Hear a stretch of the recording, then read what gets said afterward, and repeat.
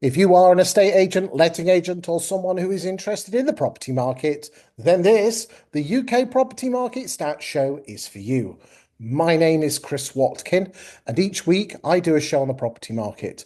Each week I'm also joined by a special guest. This week it is the wonderful Iain McKenzie. We'll come to Iain in a second. Why should you be watching this show? Well, as the British are obsessed about the property market, house prices, and what's generally happening in the property market, then people want to know what's happening. Now, the Land Registry publishes information which actually is on sales at 8, 9 months old. The Halifax and Nationwide are looking at data from 2 or 3 months ago. We're looking at last week, ladies and gentlemen, and just for the benefit, that's week 7. And that is, for the purposes of this, is Monday the 17th of February all the way through until Sunday the 23rd inclusive. And that is week 7 of 2025. And we will be analysing week 7 in isolation against other week 7s going back to 2027. And we'll also be looking at the year-to-date accumulative figures. This week, I'm joined by Iain McKenzie. Iain McKenzie is considered a guru, a leader, just one of the pinnacle people of UK estate agency. He used to work for Countrywide when it was a force to be reckoned with, being a regional director, and people just loved him to bits, and people still love him to bits. And for the last number of years, he's been responsible for the Guild of Property Professionals, an organisation of over 800 estate agents, independent agents, all come together to guide and support each other as an affiliate organisation. Iain is their leader and he's extremely well thought of in the industry. What he doesn't know about estate agency ain't worth knowing. Iain, thanks for joining me this week. Thank you very much indeed, Chris, as always. And thank you for the very lovely intro. Bless you. It's all well deserved. I don't know. Bless, bless. Right. Okay. So, ladies and gentlemen, this show will last approximately 1 hour. If you like your stats, it's for you. If you're not, then probably switch off now. But anyway, it's roughly split up into half. The first half is where we look at the UK property market and we deep dive looking at all the stats. And then secondly, we spend the last half an hour analysing a town or a city and really deep diving into the different estate agents that are based in that town. This week, we're going to Wakefield in Yorkshire. Now, if you're from Wakefield, you're going to be all over that. Now, some of you who are not in Wakefield might say, well, there's no point in watching that. Well, actually, there could be. You see, a lot of you are suffering from overvaluing by competitors' cheap fees.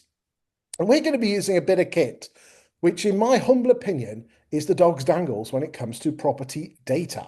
It's almost like a Rightmove Plus report. It isn't Rightmove Plus, by the way, but it's like a Rightmove Plus report over the last 5 and a bit years. We're going to be deep diving. So even if you're not from Wakefield, you might want to watch that show because the bit of kit we're going to be using is a bit of kit that you have access to. And there is actually a free version, and there is one where you can pay a few shekels and get a bit more information. The information will show you that you are a better estate agent, and if other agents are overvaluing or getting cheap fees, then you can use independent third-party data to prove that you are the best estate agent. Now, of course, you have to have the stats to back that up, but if you are, this stuff is absolutely priceless. And if you're not using this data and your competitors are, then that's your loss. So without further ado, let us go back to the first part of the show, Iain, and let's go and have a look at those UK property market stats for this week. Here we go.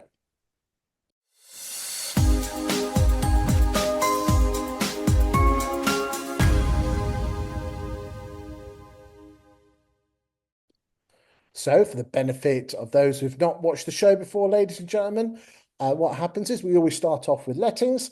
I spend 30 seconds just going through the stats, and then Iain, who I believe hasn't seen these stats because he likes to go from the hip, and he's going to give his thoughts on this. Okay, so year to date, we're on 240,000 properties that have come up for sale from early January, which is 9% ahead of 2024 and 9.2% ahead of if there is such a year, the more normal years of 17, 18, and 19. Okay, let's just go back. The white line on this graph here shows us the weekly listings figures, and as you can see here, we are nicely ahead as a set of 17, 18, 19, and 23 and 24. The average price of a property that's come onto the market is £422,000. And as I said, we put 35,779 properties for sale this week. Now, just before we do that, we always at this point always like to have a quick look at the number of properties for sale. And this is a monthly figure taken on the very at midnight on the last day of each month. So the stats that you can see here are the number of properties that were on the market on the 31st of January going into the 1st of Feb. And you can see there that we are slightly ahead of the same year in Jan 24, but we're not silly ahead compared to other years. And just give you an idea, ladies and gentlemen, back in 2008, that figure was about 1.2, 1.3 million. Okay, so, and again, that's what caused the house price, not what caused house prices to reduce was the number of houses coming onto the market. What caused the houses to put the houses on the market was the credit crunch and everything that was involved. But ultimately, it all comes down to demand and supply. And therefore, it's really important to keep an eye on that stat. And it's also, you should be doing that in yourself in your own town, both globally as a town, but also into different types of properties to make sure that there's no oversupply, because that's what's going to affect house prices. What's your thoughts, Ian, on the listings? So whilst I haven't seen these stats this week, I did watch the show last week, Chris, and yourself and Ian White were brilliant as usual. So well done for that. The figures are encouraging, but who are they encouraging for? Well, I think that they're actually encouraging for the consumer because the vast majority of people place their home onto the market to buy another property. And so at the moment, whilst we haven't got quite into the depths of a shift in supply and demand, although we may be on the journey to that, at the moment it seems just a very nice fluid market where a person can have a look around, find something that they wish to move to, their dream home, and then put the home on the market. So lots of ingredients. If we were a chef, and I might use a few restaurant analogies today, but if we were a chef, there's lots of ingredients to choose from Oh, available. fantastic there. Just to give you an idea, ladies and gentlemen, last week we were on 36,100 listings, the week before 36.5, week before 35.9, the week before 34.9, and the week before 33.7. What is particularly interesting, and I don't publish these figures, Ian, but what is absolutely weird as hell is that all the regions are moving up and down at the same rate. That's the big. So you mentioned it in your preamble just a moment, but about the local marketplace. That's the bit that's relevant to the listeners. These, of course, are national figures, but it's really interesting that if they're all flexing at the same sort of pace, that's really interesting. That I mean, in terms of the last 8 years, in terms of the last 8 years, the two main regions that have broken rank yeah, have been inner London in 2020 when there was when everyone dumped their rental properties on, yeah, and average rents dropped by about 26, 27%. So yeah. the only regional anomaly for lettings is inner London, and the other regional anomalies is the southwest. Okay, The growth of rents in the southwest has just blown out of all proportion. Since 2016, it's more like 45%, while everyone's at around in the 20s. right. And also the number of properties coming for sale and house prices in the northwest, in the southwest, are again just something's happening in this, and I don't know what it is. I don't know, but everywhere else is staying in their lane, just moving up and down, boring as hell. Okay, that is interesting. There you go. So we might, if we've got time, I mean, let's be honest, none of us have that, but there you go. Right, let's move on to price changes. So again, the average price of a property that's been reduced is £388,800. We've reduced 20,600 properties. And again, this is done on a monthly basis in arrears. So again, we're looking at January. 13% of our residential stock that in January was reduced. We are looking at the figures because obviously we have to wait to the end of the month. We're looking at probably similar sort of figures for February as well, which if you look is probably middle to the top of the range. But again, I still don't think that's enough when you consider that only, and again, it's a stat I bring out every week, 53% of properties that come onto the market end up exchanging. The rest, 47%, you might as well just put your £20 notes in the shredder. You've wasted everyone's time and you haven't turned any money. Is that enough price reductions? No, I don't think it is, because there's way more stock coming to the market. Now, you could argue that week 7 in, We probably should or could have seen the trend improve from the back end of January, because maybe you'd test the market in January and then start to reduce the stock that had come into the new year and that's come on in the new year. Um, and if I'm an agent that's listening, um, or I'm a seller that's listening to this brilliant video podcast or YouTube channel, I would have fixed in my diary every 3 to 4 weeks a face-to-face, eyes-to-eyes, nose-to-nose, toes-to-toes meeting with the person that valued my property in the first place to talk about what the local market conditions are trending at. Because the point you made about all of the regions are trending together is actually really useful, because migratory paths are different now in agency. Used to be that people would move 5.4 miles away. They now, because of work commitments and different working patterns, are prepared to live further away. And the one thing that you do in a marketplace such as this, and I have been around for a number of years, is you forget about the ego of price, and you fixate and concentrate on the necessity of price differential. Absolutely so right there. It's the cost of move, the gap. Correct. Mind the gap. Exactly that. That's all you need to do in this market. Mind the gap. Fixate on it. Take the ego out of the pricing, and you need an estate agent that's a good enough communicator that articulates that to their seller. I mean, just to give you the extremes here, ladies and gentlemen, in the top five estate agents in London, the best estate agent exchanges contracts on 54% of the properties that they shift, that they put on the market. The worst is 24%. Massive. So you can have a 1 in 4 chance or nearly a 6 out of 10 chance. Yeah. Yeah. That's just and these are big names that everyone nationally knows. Yeah. And the difference will be how they present price at time of valuation. Hugely important. How the culture of their customer care, the quality of their feedback, and the honesty of delivery. That's You see, and and this mind the gap philosophy, which is my job is to get you to move to your 3 bedroom semi or a 4 bed detached or whatever it is with a £50,000 differential. I don't care what your home is worth. That's my job. and you see, ladies and gentlemen, and again, some estate agents watching this, I genuinely believe estate agents, it's an ego of the estate agent as well, is that they don't like to lose, so they might overcook your valuation because they hate losing to the competitors. Yeah. And reality, so I think a massive tip for everyone watching is this: is look at your property objectively, take your rose tinted glasses off, and then compare yourself with other properties that other buyers are going to be looking at and see how you compare. Look at the pound per square foot. Look at the aspiration, look at everything. And don't just say, well, our house is nicer because you're biased. Remove the emotion, look at it logically and say, right, where do I sit with everything? And if Yeah. you do that, your chances of selling are much great because at the end of the day, the job is to get you moved, not to get your house on the market so it looks pretty. The other, just two things to say about listings, and it was whilst I was watching it last week that it popped into my mind, Chris, is that two things that I'd be doing right now.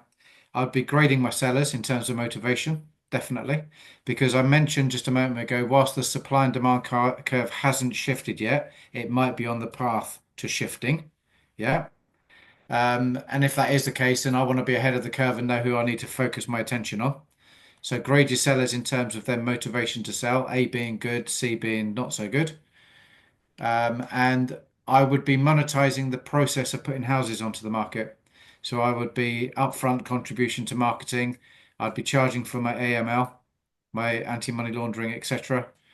Because why should an agent foot the bill of placing a person's home to the market completely on a no sell, no fee basis? I don't think they should anymore. Doesn't make any sense.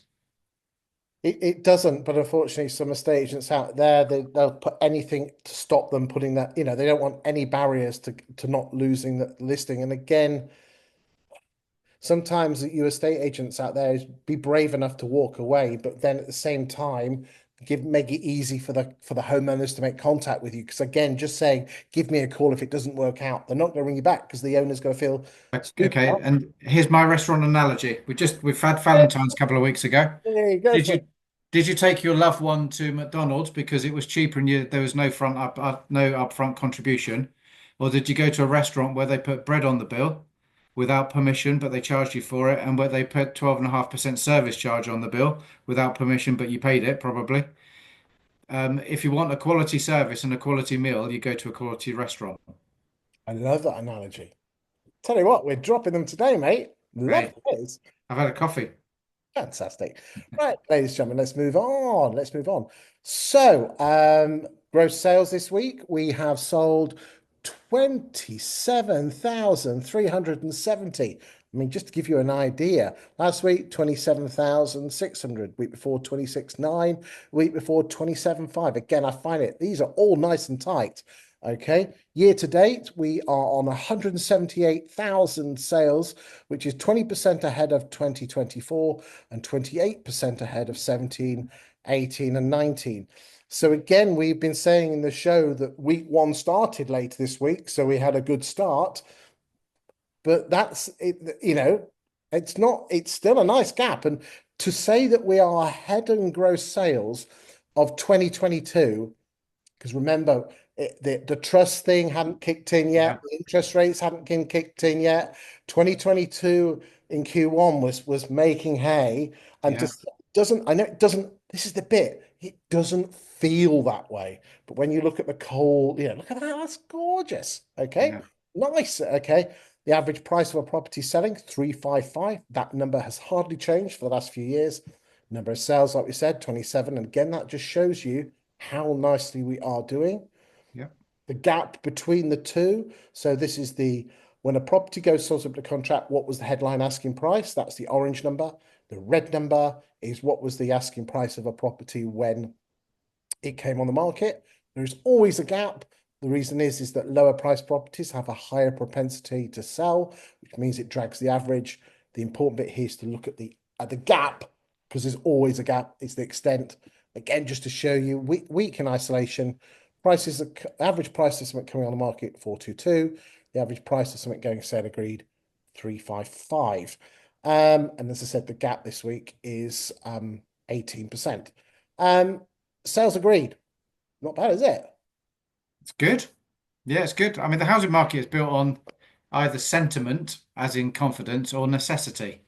And clearly at the moment is that the sentiment is high. But whilst up until this month, inflation was starting to come under control. We've got a little bit better rates available to the from a mortgage or borrowing perspective, and people normalise pretty quickly, don't they? It's just people accept the fact that a mortgage is going to cost me that, and can I afford it? And we are a country based on home ownership. Well, can you, let's be honest, and Ian, you and I can remember when some of us had dark hair and some of us actually had hair, uh, Yeah, that there were, ladies and gentlemen, the interest rates in the early 90s were, 15.4. here you go. I bought my first house at a 13.5%. I got 1.5% discount first time buyer. And actually, ladies and gentlemen, we were talking about this before we switched the cameras on. Even in London, which is the most expensive areas, it is 24% cheaper today in percent, not real terms, as a percentage of take-home pay. The mortgage payments for the first-time buyer in London is 24% lower than it was back in 1992. Wow. It's about the same. It's about the same in 2000. It's about the same of 2007. I did mix that up before I switched the Yeah, cameras on, but it's 24% cheaper than 92 and just under the same of what it was in '07. yeah. Okay. It's just, and again, this is going to shock you. I've just done some analysis that house prices in real terms are 100 grand less than they were 10 years, 12 years ago in real terms. Scary, scary, scary, scary. It is. Right then, let's move on. Let's go to fall throughs. Fall throughs. Now, this is where we are. We've got higher sales, which means we're going to have higher fall throughs. So the number of fall throughs this week is 6,027. Okay, so that's that there. The fall through rate is sticking at 22, which is not bad. Not bad at Percent, yeah. all. But again, the most important one, I think, is because the problem with the sale fall through rate is that you're looking at the number of fall throughs that week compared as a percentage of the sales you could almost that's coming in that week to your pipeline. Are they related? They're not. So a better way is a sale fall through rate of your pipeline, and that's this one here. And we are on 6%. Agents are losing 6% of your sales pipeline a month. Okay, I mean the average, as I said, it's taking 19 weeks at the moment to get a sale through. That's a bit, I don't know about if you're hearing it. I mean, again, let's just remind ourselves, agents sales pipeline is massive at 440, Yeah. but it's constipation time, isn't it? But it has Yeah. been for years. Yeah. I mean, there used to be a time where you turn your pipeline 4 times a year, and currently you're turning your pipeline twice a year. So agents have to have a bigger pipeline to generate the same revenue, which means that they're having to work harder for the same money. And by a strange analogy, restaurant, if you went into a restaurant tonight and said, "Thank you for this lovely meal, I'll pay you in 6 months' time," there wouldn't be very many restaurants in existence, would there? So my question is, what is it that you're doing as within your business and for your customers to get to make a difference and get a change? And there's a load of different things that we can be doing. One of which would be very simple. Is going to a local conveyancer that just charges a whole lot more for their services. Because again, a different analogy this time. But if we were buying a car at £280,000 and we were told you can have it in 6 months' time, or for an extra 1,500 quid you can have it in 4 weeks' time, you'd pay the extra 1,500 quid. See, So emotionally, what's the difference? I mean, again, whether you want to say something or not, but I believe, I mean, I'm hearing some horror stories on commissions that estate agents get from recommending solicitors, where they're charging the client £1,400, but the agent and the panel are getting nearly 900 quid of that. Yeah. They're subsidizing cheap fees for commission. And again, I've got nothing, no, I haven't got a problem with commission, but when two-thirds of the fee is going to the panel who's organized the solicitor or the agent. I'm sorry, that's actually, I think you're almost what's it, what you're biting the hand that, Cutting off your nose to spite your face, I think is the what, one you're yeah, thinking. yeah. Now again, as I said, I'm a massive fan, but why the hell are you not instructing solicitors when the property comes on the market? 100, I completely agree. Okay. Why are you not getting reservation agreements? And again, all your perceptions of reservation agreements, stop listening to the BS on property industry eye, not the property industry BS, or your assumptions. There are get out of jail cards that protect you. Okay. And sales progression, a great neg doesn't make a great sales progressor. I'm Yeah. sorry, they're two completely different skill sets. If you outsource sales progression to one of these sales progressions, their average is 12 weeks. And they're dealing with a whole chain Yeah. where they're not involved, but they bring everything along.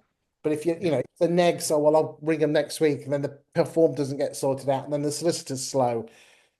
Yeah, I think the point here, Chris, is that if you're not part of the cure, you're part of the problem.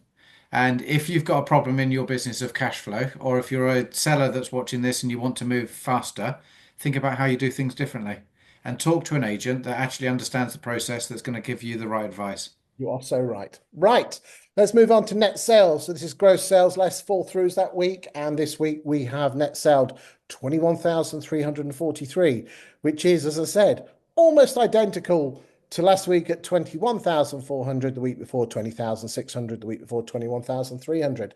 So we're looking at the white line there. You can see that there are 21, 20 and 21 are slightly higher, as are 22, but we had a greater start. But still, year to date, we are 17% ahead of 24. Yeah. We are over 35% ahead of 23. And year to date, we are as almost identical to 22. Okay. It's not bad. Not bad It's at good. all. Got to get the buggers through, but yeah. Yeah. Yeah. So happy days. Just keep working your pipelines. Right. Let's move on. A couple of extra graphs here. And so gross sales as a percentage of listings, which we like to see, and price changes as a percentage of listings. Some of you like those graphs, so we include them. Mm. We've already done the number of properties for sale and the estate agent's unit pipeline. We always just like to have a quick look at this. And again, we're going to get quite deep here. The land registry is a stat that everyone loves and follows. The pound per square foot at sale agree, which is the orange line on this graph, matches that figure 5 or 6 months in advance to an accuracy rate of 92%. Okay. We always do this a month in arrears, so we've only got the January figures there at around 330. And again, we are actually, it's about 380, sorry, 338, 339 on the top of my head. I've just done the stats month to date, and we're just a couple of quid extra on that one. So that's good news. So prices are going in the right direction. Why should you watch that graph? If you want to tell the bottom of the market or the top, we know months in advance. So even if it's just for this, just we'll come back to that show. Just a couple of extra bonus graphs this week. This just shows you the proportion of properties that are for sale, which is the orange, versus the proportion of properties that are in sale agreed. You can see here in 21, the number of properties, you had 40% of 60% of properties in your sales pipeline and 40% available. We're now back to a more normal level where we have around that 60% for sale and 40% in your pipeline. And those are just some raw numbers. That's the proportion and that's the raw numbers. Some of you really like your graphs. We won't spend too much on that. What I would just say before we go to the beautiful town of Wakefield is all the graphs are available to download. You go onto YouTube into the description, and there's a link down the bottom, and you can download them. All I ask is that you don't use them on social media, because my daytime job is I create local property market content for my estate agency clients to make them look like the most knowledgeable agent in the town. And some of my clients use it in their own social media, so it wouldn't be fair for you to use them on social media. But I've got no issue with you use them with vendors or internally. So any comments on the national property market, Ian, before we go to Wakefield? Good, fluid market, good for the consumer, challenging for the agent in terms of cash flow, so monetize the opportunities that you have, and build chains. There you go. The good old simple stuff, but that's what it's about, ladies and gentlemen. Doing the basics and doing it well. Right, without further ado, we're now going to move on to the second section of the show where we go to Wakefield. Like I've said before, ladies and gentlemen, if you're not from Wakefield, you can leave now if you want to, but you're going to be using a piece of kit which shows which agents are the best performing, and this kit is something you could potentially use yourself in your own town. So without further ado, let's go to Wakefield.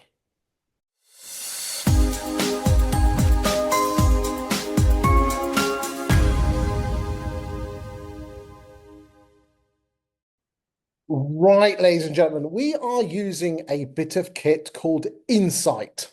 Insight is one of the number of platforms that the firm 20EA use. They have different platforms for different products. Insight, in my words, is like Rightmove Plus on steroids with glazes and glitter balls. It is truly exceptional. It comes from the firm 20CI, and they have data not only scraping estate agents' websites and the portals, but also they have data from solicitors and other data sources, because they are a data firm, and therefore their data is considered gold standard by the vast majority of large estate agency firms, and a lot of smaller ones rely on their data. So is it perfect? No. Is it nearly perfect? Yes. So without further ado, we are going to be spending some time analysing lots of different metrics for the Wakefield estate agents and seeing how well they're doing. The Insight platform, I believe, is available in a number of packages for estate agents. I am not on commission, although I should be. They have a free version, which gives limited amount of data.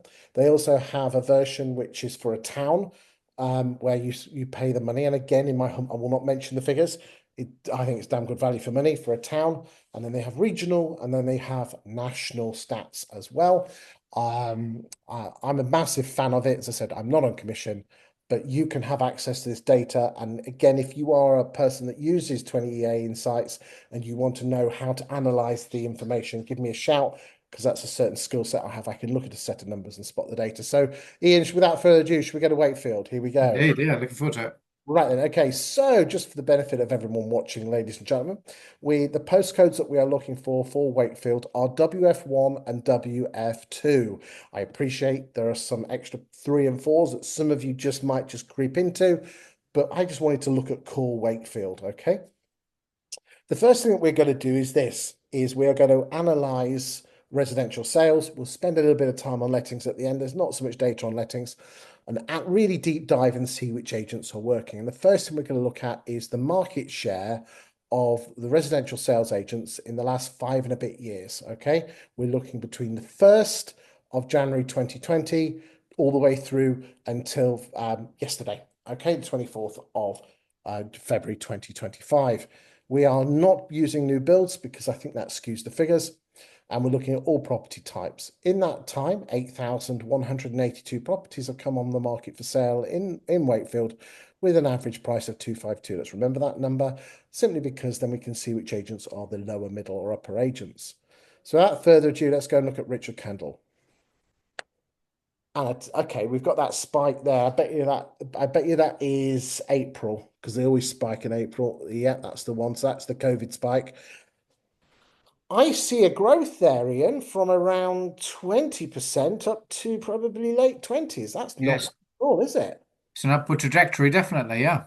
Well done, Richard Kendalls. We like that. We really do like that. Average price is 257, which is nearest damn it. Isn't it just an interesting chat here, ladies and gentlemen? There's only one location in the UK where the upper quartile, the posh agent, is the same as the big volume agent, and that's Exeter. Okay, Yeah. so you're aware for that. That's Wilkinson Grant in Exeter. They're the only agent that happens in the UK in a major town or city. There's a couple baby towns where that happens, but big lumps, big towns. So there's the thing is, what I would say is if you do want to get into the upper quartile, you're more likely to succeed with a different brand, like a Fine and Country or a By Design or whatever. Which again, there you go, Fine and Country. That's part of your gang, isn't it? Now, It is indeed. It yeah. is. Excellent, good stuff. Right, so we can see a nice upward trajectory there. It doesn't look particularly sexy because of that lump there, but I tell you what, if we Yeah. knock that off, that is a nice growth and a big well done. Looks like you're having a bit of a tough Feb, but again, 1 month doesn't make one swallow doesn't make a spring, one Mhm. bad month doesn't make a drop. So let's go to William H. Brown. William H. Brown are growing. Well Yeah. done, William H. Brown. Good Yeah. stuff. Again, nationally, over the last 5 years, they've remained pretty stable. I've done some analysis, ladies and gentlemen, the last 5 years, looking at all the big 25 estate agents. EXP have gone up like a rocket. Savills have increased. Foxtons have increased. I mean, Connell Sequence have remained the same, but they've got 8 or 9% of the market in the UK if you combine all their brands. I think that's good. Most have actually dropped. Mm. Right, so well done, William H. Brown. Okay, and I wonder if there's any of those famous Christmas spikes. Yeah, let's go to that one. We've got another Christmas spike. No, they looks like there you go. Didn't have your Boxing Day in 20 in 23. Let's go and see if you did a Boxing Day. Yeah, you did your Boxing Day back in 22, but it looks like you didn't do your Boxing Day. No, you did. They didn't do a Boxing Day in 23, Ian. There you go. Okay. There you go. Anyway, that's not a criticism. Right, let's go and see Manning Statham. They're growing as well. Yeah, a Wow. little bit. Yeah. Steady at first, but then it's upward from 22 onwards, isn't it? I'm liking this. 236, so they're more of like a Tesco's agent in terms of average price. Yeah. Tesco's, let's go to Strike. So again, notice that the Strike looks really strong here. Remember, they Yeah. converted over Yeah. to the purple bricks. And finishes off because there we go. That last month was January 23. But Yeah. that's really strong. I don't think I've ever seen Strike that big, apart from probably one South Yorkshire town. So we're close by. Let's see if Purple Bricks have take the amalgamation of Strike and Yeah. Purple Bricks. Okay, let's have a look. Right, so that's when Strike took over. So, Yeah. yeah, so therefore, we've got a downward trajectory, which is very common with Purple Bricks in Yeah. that time period. Now, Purple Bricks have grown nationally, but not by that percentage. That looks very much that growth, what Strike were doing. Yeah. That's at the expense of Strike, isn't it? Or Mm, vice mm. versa. But I tell you what, Purple Brick Strikes, I mean, whatever it's called this week, that is That's some good growth. That's a good market share for such an agent. That's quite rare, right? Holroyd Miller, okay. I think they're the guild agent there, They aren't they? are. Yeah, I know Simon well. Yeah, he's a nice lad at all. Yeah, right. So looks like we had a good 2020, and then we've just been bumbling around that 4 to 6% Yeah, mark. Okay, nice and steady there. Let's go and look at Reed's Reigns. I believe that is a one of the Nigel Favas Reed's Reigns offices yeah, and top chap. What we got there? Nice and steady, but quite spiky there, isn't it? it really is, isn't it? Yeah, Yeah, okay, right, okay. Bridgefords, which are part of Countrywide, yeah. nice and steady. Hodson's, Move Now, Growth, Martin and Co. Okay, yeah, it's consistent. Probably Martin Co might be a stronger agent in lettings. We'll have a I would look. have thought so. Yeah, definitely. Yopa, EXP. So they started in 22 and they've got like, so I mean, again, small numbers, but again, they've got no overhead. So that's Yeah. Simon Blythe, DPSH. Average house price to Simon Blythe was quite high. Was it? Right. Well, we'll tell you what, we'll have a quick look now. Let's go and quick at you move as well. Okay, let's just go and have a quick look at the upper quartile and see who the daddy-o agent is when it comes to the posh bits. So average price is 252, 8,000. Here we go.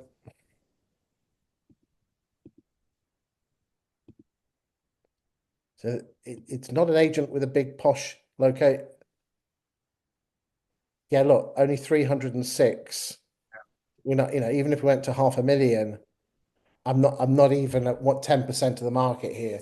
So there doesn't appear to be a very big, thick, fine and country upper quartile market. No, You could say, well, does that what if I went WF3 and WF? Yeah, it probably would. But again, we're just looking at core. So we can't really take any this is all quite spiky. I'm sorry, Richard Kennels. We can't say you're going to like with Exeter because it's not a huge upper quartile market. Now we'll just have a quick look at, I'm just going to look at the last year because then that enables us to see if there's any young whippersnappers yeah. coming, coming up the ranks. EXP, let's have a look what you do guys doing. Okay, fair goes then. Um, yeah, that's not bad at all. Yeah, okay. So no other self-employed models, although the Yopa is considered a self-employed model. Yeah.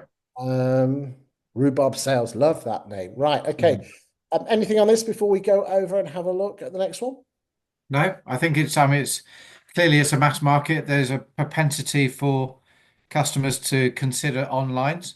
So a fee, I would bet you bottom dollar there's a fee war there. And those agents that don't want to lower their fee have to have a compelling story. Absolutely bang on. Absolutely bang on. Right, okay. So, ladies and gentlemen, there's a lot of data here. This is my favorite part of the graph show, and there is some true gold here that some agents in Wakefield should be really flogging to death to make them uh, appear to be, well, not appear, they are superior when it comes to their service. Let me explain. Most estate agents will like to measure their new instructions and new instruction market share and sale agreed and the percentage of properties that they sell agreed. Again, I'm very obsessed about these four columns here. So if you look at your exchange row, ladies and gentlemen, 64.1 and 35.9 adds up to 100%. Because I know you know this, Ian, but some of the ladies and gentlemen in Wakefield might have watched the show before. A property will only leave an estate agent's book if she exchanges or she withdraws. One you get paid on, one you don't. Therefore, Richard Kendall in the last year 25th of the 2nd, 24 to the 24th of the 2nd, 25. In those two postcodes, 64%, 64.1% of homes that have left estate agents' books have exchanged contracts, which is higher than the average of 57, which is good. And 35, 149 properties left your books unsold and you didn't get paid on them. Next, Manning Staton, 67, William H. Brown, 59, Purple Brick, 66, Reed's Reigns, 53, Holroyd Miller. This is Simon. Here's Simon. Bridgeford's look at these 73. So if I was Bridgeford's and I was going against some of the more the lower agents in terms of the numbers, I'd be saying you have a 3 out of 4 chance of selling your property, whilst with the others you have a 1 in 2. yeah, That's why you're paying me more money. yeah. And this is independent stats. So there's quite a wide range there. So look at your numbers, ladies and gentlemen, and see how well you performed. Okay. Right, let's move on and see who the fall throughs are. The average is 23%. Is there any here that are absolutely massive? 29 is not good. Move now, your fall through rate's quite high, although we are dealing with quite low numbers. So Yeah. take that with a slight pinch of salt. Okay. Price changes. Okay, guys, your price changes are too high. I'm sorry. 49%. And Richard Kendall's, your price reducing at 60. Mm. Right. This is screaming at me. We'll have a look at the second. Is this if your withdrawal rate is quite high because your exchange rate is lower than some of the others, it's not too low. Are you overvaluing the properties or are you changing the price too late? Don't know.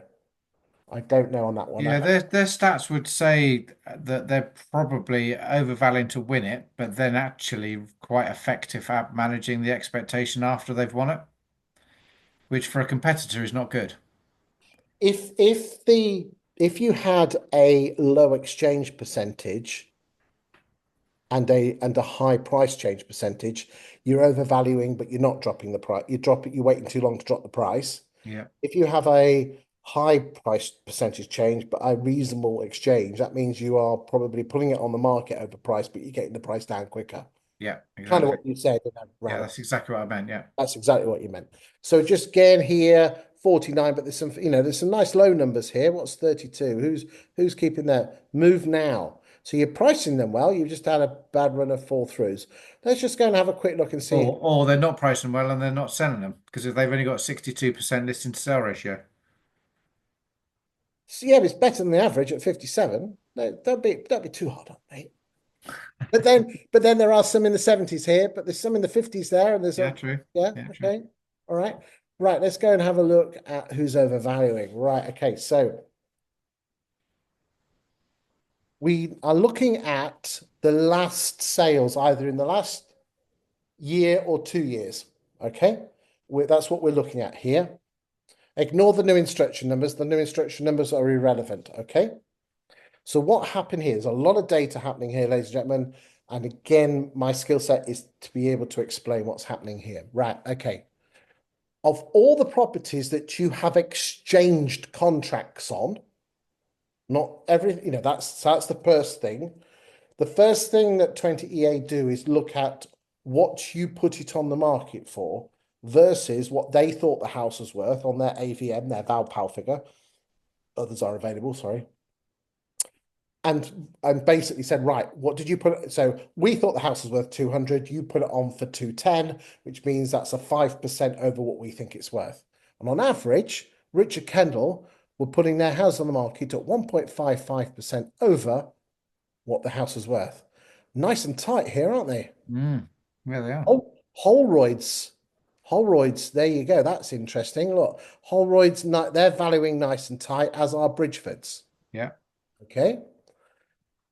So that is of your exchanges in the last year or 2 years. We don't know which one, but that's what it is. That is what you've overvalued it by. And that is nice and tight, 1.25. That is good estate agency. Then, what did you then achieve off your original asking price? Richard Kendall, on average, 4.76% less than the original asking price. Manning Staton, 4.76. And then we go down, Browns at 3, Purple Bricks at just under 4, Reeds Rains at just over 7, Holroyd Miller 3.93, and Bridgeford's at 1.12. So if you want to have the net effect, you take the one away from the other, and that gets you what the percentage difference. And then if you wanted to apply it to the average in the town, this is the average. But again, people don't like percentages. So therefore, 20EA say, right, if everyone put on a £300,000 house, what would you achieve for it? And there's some interesting prices here. Richard Kendall would get 290, 140. Manning Staton 289. But look at William H. Brown 296. William H. Brown could then legitimately say, Mr. Miggins, I will get you £5,500 more or £6,000 more, 6,400 compared to Richard Kendall. Mm. That is what this is. This is what this is saying here. So if you were an estate agent and you were trying to say, well, look, I will get you more money for your house, this chart here tells you what you get. And there is such a range of numbers. The average agent would get 291, but there's some decent numbers in. Look at how you're comparing against your competition. There's some decent numbers here, and there's some numbers that make you look amazing. So if you are £4,000 above the average and you're charging an extra grand, you can say, Mrs. Miggins, yes, I do charge you extra grand, but you're going to get an extra four back. Here's the proof. This is why the power, you can see, ladies and gentlemen, why. Anything on that before we move on to the next one? No. So on average, it's taking 84 days to get a property through from new instruction to sale agreed in the last running 12 months. That's Feb 24 to Feb 25. It was taking Feb 23 to Feb 24, 71 days. So the market is taking a bit longer to sell. Okay. We'll see here which agents. So which agents, Richard Kendall's are taking on average 93 days to get a sale agreed. Hodson's are taking 115 days. EXP 69. So again, you can use this data to your advantage. And again, I know for a fact that most of the agents in here, if you're Reeds Rains or Bridgeford's, I'm pretty sure Manning Staton have got it.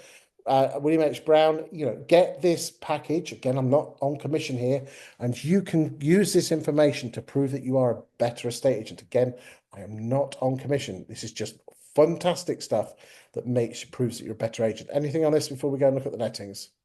And I just think that, I mean, ultimately, this is the most important slide, isn't it? It's how quickly the customer gets to move. Yep. And that screen, how much they get for it, Yeah.